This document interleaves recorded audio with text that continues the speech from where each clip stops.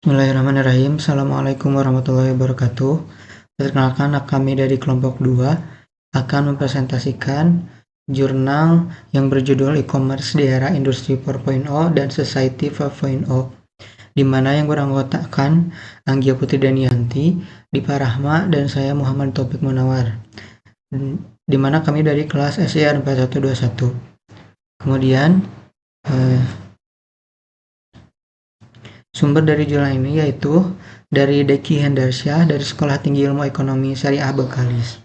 Pertama-tama yaitu memasuki tujuan pembahasan, di mana membandingkan industri 4.0 dan masyarakat 5.0 dan membahas keselarasan dan dampak industri 4.0 dan masyarakat 5.0 terhadap e-commerce, serta keselarasan teknologi antara e-commerce dengan era industri 4.0 dan society 5.0, di mana teknologi e-commerce mengikuti dan menyesuaikan diri dengan setiap era. Dunia 4.0 dan industri 5.0 sangat membantu perkembangan dan kemajuan e-commerce. Apa itu e-commerce? Menurut Loudon bersama kawan-kawan pada tahun 2014 yang ditulis pada halaman 10, e-commerce adalah penggunaan internet, web, dan aplikasi untuk transaksi bisnis secara digital antara perusahaan dan individu. Menurut Turban dan kawan-kawan juga, pada 2015 yang ditulis pada halaman 7, e-commerce adalah penggunaan internet untuk membeli, menjual, mengangkut, atau memperdagangkan data, barang, ataupun jasa. Dalam tulisan Saprul dan kawan-kawan pada 2011, pada halaman 251 mengatakan di buku OECD tahun 2001 halaman 6 mendefinisikan e-commerce dalam dua lingkup, yaitu sebagai definisi yang luas dan sempit. Menurut definisi yang luas, e-commerce adalah pembelian atau penjualan barang antara bisnis, rumah tangga, individu, pemerintah, dan organisasi publik dan swasta lainnya melalui jaringan komputer. Sedangkan definisi sempitnya di sisi lain hampir sama dengan definisi luas, kecuali instrumen perdagangan terbatas dengan internet. Selanjutnya yaitu sejarah. Oke, selanjutnya adalah sejarah e-commerce. Sejarah e-commerce terbagi ke dalam 3 periode, yaitu yang pertama ada invention, merupakan periode penemuan dimulai pada tahun 1995 di mana penggunaan web pertama kali sebagai alat untuk mengiklankan produk. Selama periode ini, e-commerce hanya memasarkan produk melalui iklan statis yang ditampilkan di web perusahaan, mesin pencari belum canggih, dan bandwidth internet kecil. Periode ini berakhir pada tahun 2000 ketika pasar saham anjlok dan ribuan perusahaan menghilang atau diistilahkan dengan .com crash. Yang kedua ada consolidation, merupakan periode konsolidasi dimulai dari tahun 2001 sampai 2006. Selama periode ini, e-commerce berubah tidak hanya menjual produk retail tetapi juga memberikan layanan yang kompleks seperti layanan pengiriman dan keuangan. Periode ini, internet sudah tersebar luas dengan jaringan broadband, pemasaran produk sudah merambah melalui web, mesin pencari, email, iklan video, iklan media, dan iklan mesin pencari. Kemudian sudah menyediakan fasilitas umpan balik di web perusahaan. Dan yang ketiga adalah reinvention, merupakan periode penemuan kembali dimulai pada tahun 2007 beriringan dengan diperkenalkannya iPhone. Sehingga saat ini e-commerce ditransformasikan ke jejaring sosial yang bisa diakses secara luas oleh perangkat seluler konsumen seperti smartphone dan komputer tablet. Pemasaran ditransformasikan melalui jejaring sosial, kemudian menjadi pembicaraan mulut ke mulut dan viral. Perusahaan sudah menggunakan repositori data yang jauh lebih kuat dan menggunakan alat analisis pemasaran sehingga pemasaran terkoordinasi berdasarkan jejaring sosial, mesin pencari, web, platform, ponsel, dan email. Selanjutnya ada tipe transaksi. Yang pertama ada B2B atau business to business. Bisnis ke bisnis atau B2B adalah transaksi atau hubungan bisnis antara dua perusahaan atau organisasi, bukan antara konsumen akhir. Dalam B2B, satu perusahaan menjual produk atau layanan kepada perusahaan lain untuk digunakan dalam operasi bisnis mereka sendiri, untuk dijual kembali kepada pelanggan mereka atau untuk digunakan dalam proses produksi. Yang kedua ada B2C atau business to customer. Suatu bisnis atau penjual menjual barang atau layanan langsung kepada pelanggan akhir. Dalam bisnis ke konsumen atau B2C, transaksi terjadi antara bisnis dan pembeli, yaitu individu atau rumah tangga. Didasarkan pada kebutuhan dan preferensi pelanggan, model bisnis ini bertujuan untuk menyediakan barang atau layanan yang memenuhi harapan pelanggan dan meningkatkan pengalaman pembelian mereka. Selanjutnya adalah B2B2C atau business to customer. Model ini Tahap pertama melibatkan transaksi antara dua entitas bisnis, sebuah perusahaan menjual barang atau layanan kepada perusahaan lain. Pada tahap kedua, transaksi terjadi antara bisnis pertama dan bisnis kedua. Bisnis pertama adalah penyedia barang atau layanan dan bisnis kedua bertindak sebagai agen atau perantara yang menghubungkan penyedia dengan konsumen akhir. Pada tahap ketiga dan terakhir, transaksi terjadi antara bisnis kedua dan konsumen akhir. Oke, di sini ada tipe transaksi yang selanjutnya yaitu C2B atau consumer to business. Model bisnis ini di mana orang atau pelanggan menjual barang atau jasa kepada perusahaan atau bisnis. Dalam hal ini, perusahaan bertindak sebagai pembeli dan orang atau pelanggan bertindak sebagai penjual. Oke, dan selanjutnya ada B2B to C atau business to consumer. Dalam model ini, tahap pertama melibatkan transaksi antara dua entitas bisnis. Sebuah perusahaan menjual barang atau layanan kepada perusahaan lain.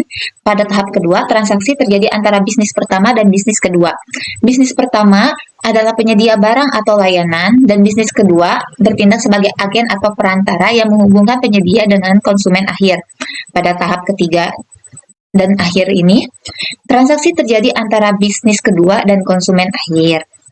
Yang selanjutnya ada intrabisnis atau C.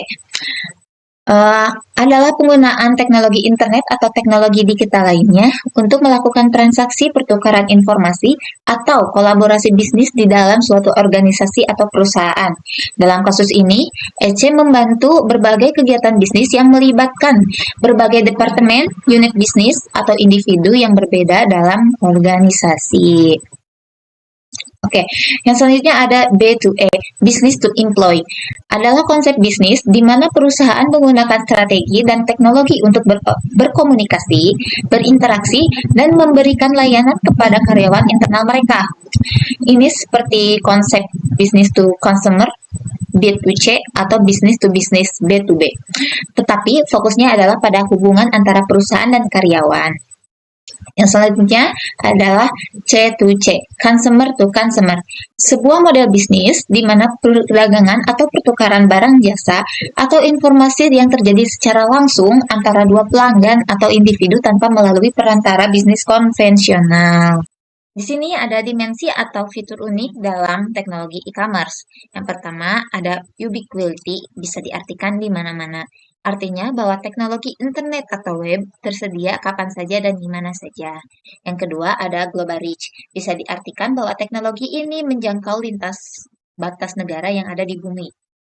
Yang ketiga, ada universal standard. Dapat diartikan bahwa ada satu set standar teknologi, yaitu internet sebagai fondasi teknologi dalam bisnis. Yang keempat, ada interactivity. Bisa diartikan bahwa teknologi ini bekerja melalui interaksi dengan pengguna. Yang kelima, ada information density. Bisa diartikan bahwa teknologi ini mengurangi biaya informasi dan meningkatkan kualitas informasi itu sendiri.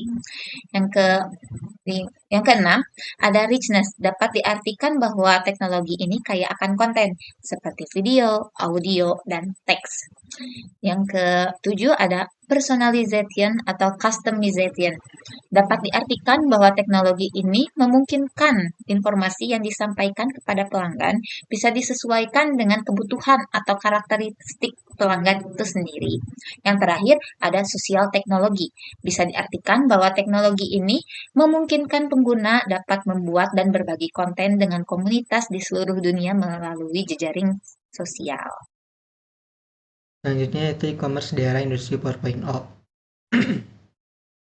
Industri 4.0 fokus pada industri manufaktur, terotomatisasi, cerdas, dan berkembang di banyak sektor, termasuk peningkatan transaksi bisnis, terutama pada e-commerce, di mana marketplace akan semakin kompleks dan canggih sehingga perusahaan-perusahaan akan tumbuh dan roda perekonomian akan semakin berputar.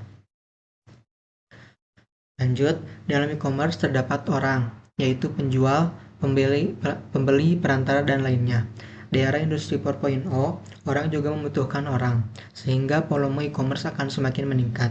Kerangka e-commerce berikutnya, seperti kebijakan pajak dan regulasi, juga berlaku untuk industri 4.0, seperti pajak industri dan regulasi operasional.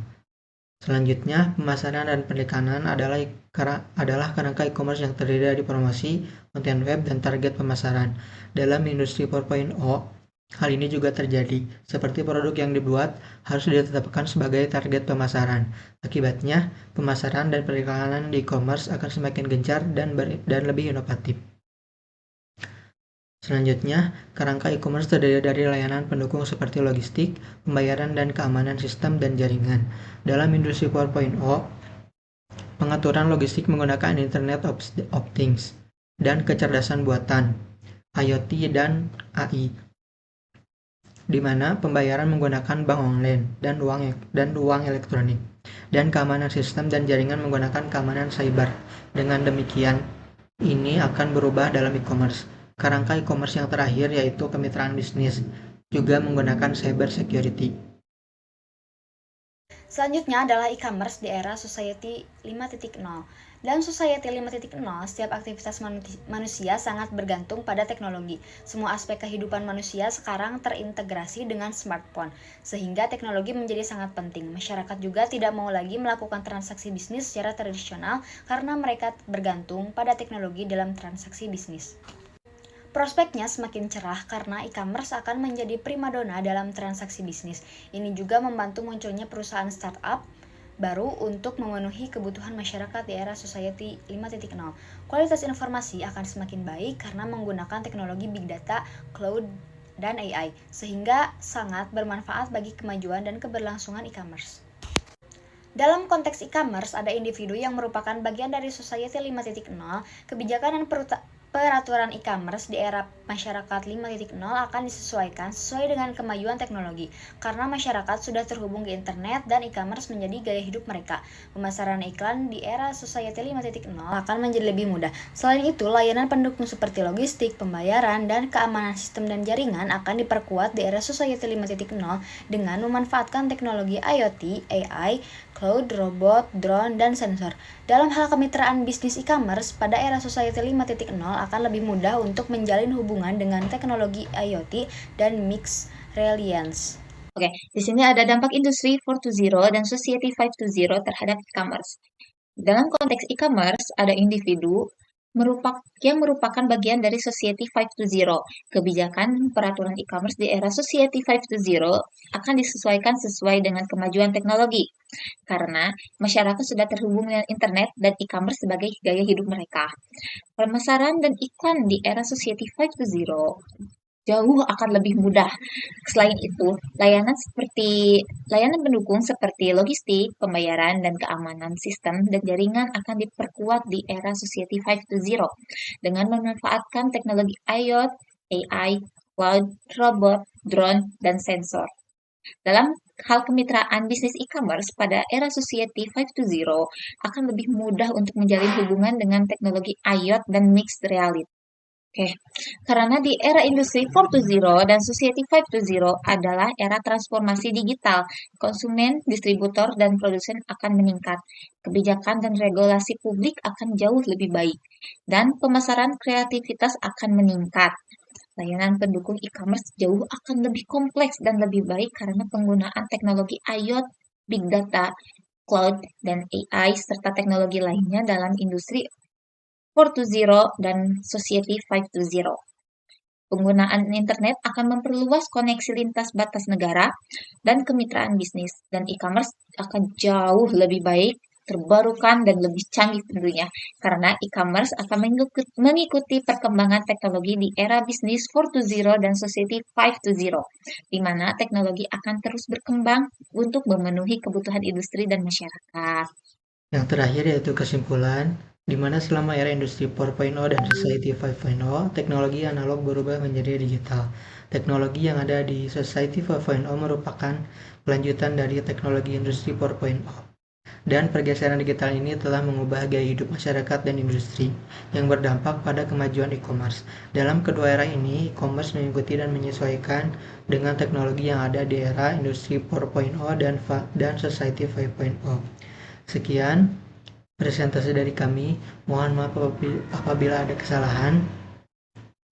Terima kasih, dan kami berharap kalian bisa mendapatkan pengetahuan yang berguna dari presentasi ini. Wassalamualaikum warahmatullahi wabarakatuh.